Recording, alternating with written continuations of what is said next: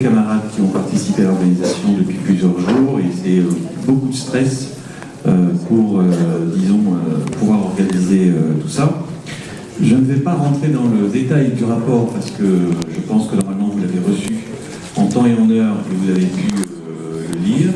Et de toute façon, on va parler essentiellement plutôt de la partie plénière ce matin et en branche cet après-midi. Je voulais juste attirer un petit peu votre attention et aider au débat et à l'intervention de chacun, puisque l'important dans un congrès, c'est que les syndicats interviennent. En tout cas, c'est ce que nous, on pense au bureau fédéral et, d'une manière générale, à force ouvrière, bureau régional. Voilà. On va y arriver. À la fin de la journée, on va y arriver. Alors, quelques petits points d'abord. Quand on remarque un peu ces dernières années, on a une accentuation de la tentative de diviser les salariés. Et on le voit aujourd'hui avec la SNCF, ce mouvement de la SNCF qui est un mouvement qui fonctionne et qui prend visiblement de l'ampleur. On appuie sur un statut, soi-disant de privilégié, on essaye de mettre en opposition les salariés. Alors ça a toujours été une stratégie du patronat, mais le sentiment que l'on a aussi, c'est que ça s'accentue. Et s'ils arrivent à faire passer leur modification pour la SNCF, le prochain statut qui sera attaqué, bien évidemment, ça risque d'être le nôtre. Donc le combat de la SNCF, c'est aussi notre combat à nous.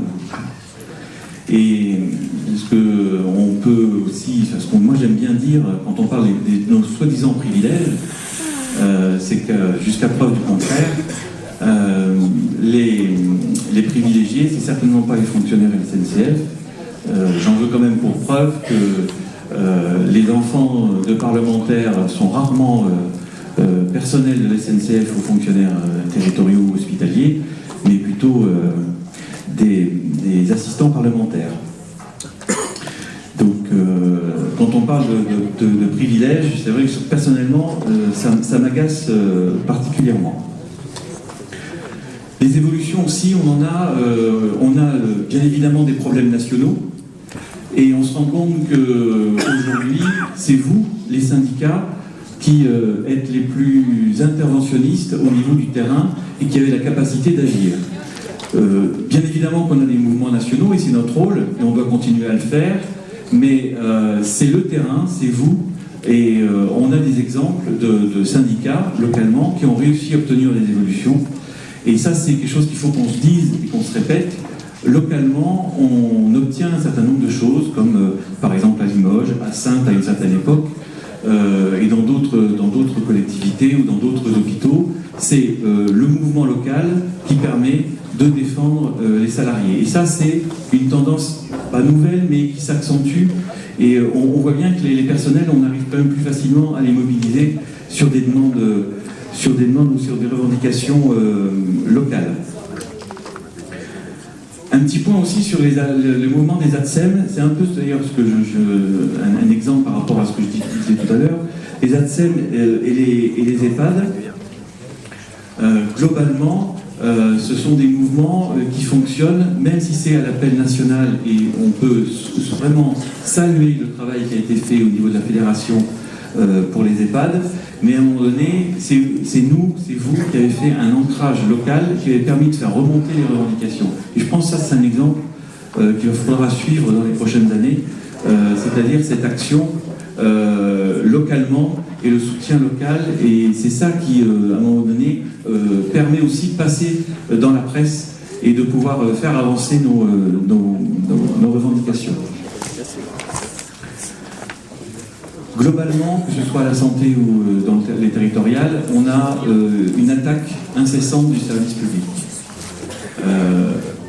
Quand on dit qu'on attaque le service public, c'est pas une défense. C'est pas la problématique, elle n'est pas notre salaire, ça en fait partie bien entendu. Mais l'accès au service public pour tous, c'est une question d'égalité. Et ça, c'est un discours, je pense qu'il faut que l'on pousse et que l'on maintienne, parce que moins on a de services publics, plus les inégalités augmentent. Quand on regarde, à partir du moment où on a eu la privatisation d'un certain nombre de services, on voit immédiatement que les coûts augmentent. Je pense par exemple aux cantines scolaires, ceux qui ont subi le passage dans le privé. Aujourd'hui, on peut aussi prendre l'exemple du passage des parkings payants, du contrôle des tickets. C'est devenu hors de prix et ça a été privatisé, et c'est pas un hasard. Et on commence à avoir de plus en plus de difficultés quand on passe dans le privé, l'accès aux soins, bien évidemment, l'accès au sport, parce que de plus en plus on commence aussi à avoir des privatisations dans ce secteur-là, et à la culture. On nous dit qu'il n'y a pas assez d'argent.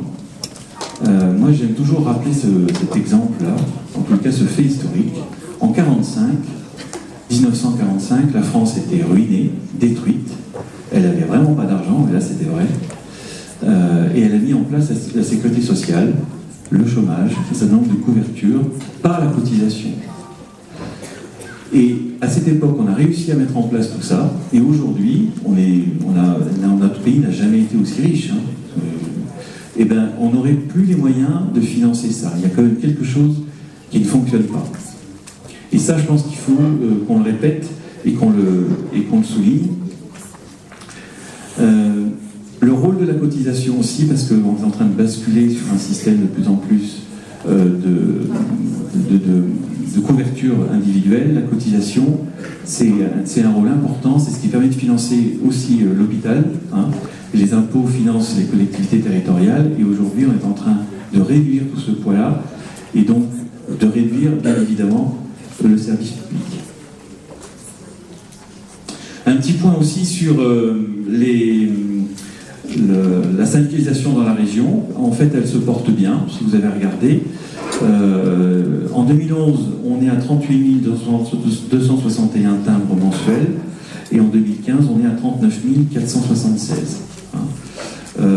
On augmente, on stabilise un peu, mais globalement, on est une région qui se développe, et le bureau régional acte beaucoup son action sur la formation, sur le terrain et sur le développement syndical. Parce que c'est ce qui va nous permettre de nous maintenir et même de nous développer et de porter nos revendications. Pour les résultats électoraux de 2014, même s'ils sont un petit peu loin, ils ont été bons.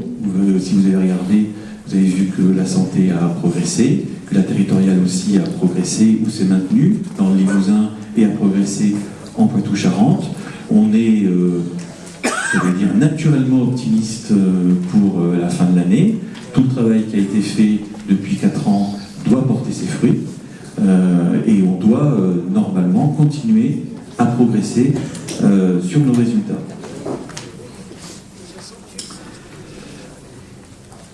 Alors après, c'est pas dans le rapport, mais je voulais exprimer aussi un sentiment, quelque chose. Contrairement à ce qu'on pense, et ce qu'on entend dans la presse, et j'espère que vous ne le pensez pas trop, même pas du tout, moi je pense que le syndicalisme a de l'avenir.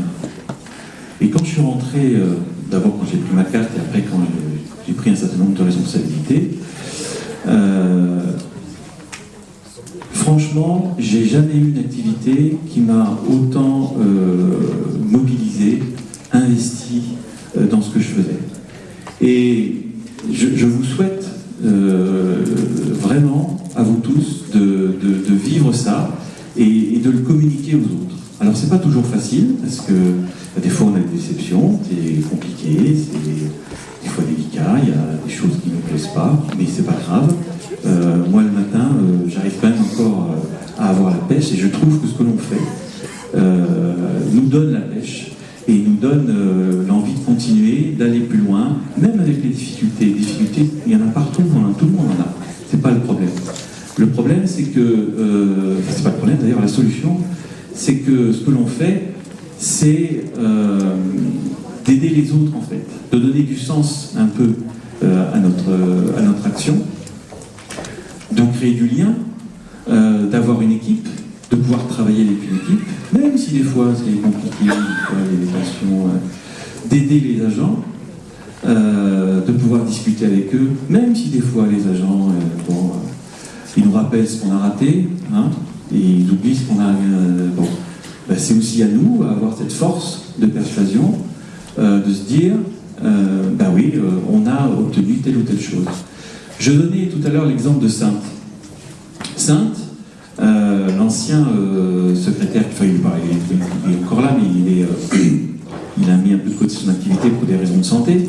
Un jour, j'avais une discussion avec lui et il me disait on n'y arrive pas, on n'a pas ci, on n'a pas ça, on n'arrive pas à discuter avec l'agglo de Sainte. Et puis, je lui dis mais tu te souviens que tu as obtenu une prime de 150 € par agent il y a 2 ans? Il m'a regardé, il m'a dit oui, en fait c'est vrai, j'avais complètement oublié. Tu te souviens que tu as réussi à renégocier le temps de travail dans certains secteurs? Tu te souviens que tu as réussi à faire titulariser 20 contractuels sur une collectivité de 300? Oui, mais au départ, ils devaient en titulariser 40. Je dis, oui, d'accord. D'accord. Mais 20 quand même. Aujourd'hui, qui peut se dire qu'il a réussi à titulariser 20 contractuels? Et on a cette tendance à oublier nos succès. Et si le congrès peut servir à ça, ça peut quand même être, à mon avis, fort utile. On a cette tendance à oublier, il ne faut pas qu'on oublie. On est là pour aider, on aide, on fait un très très bon boulot, moi je trouve. On est une région qui fonctionne bien, qui marche bien, qui avance. Peut-être pas assez vite, peut-être qu'on faudrait passer un peu plus à droite, un peu plus à gauche, un peu plus par-ci, un peu plus par-là. Mais globalement, moi je trouve que, et j'espère, je me suis sûr d'ailleurs, que ce congrès sera vivant, et je compte sur vous pour le rendre vivant, et pour pouvoir porter encore un peu plus les valeurs de Force ouvrière. Voilà.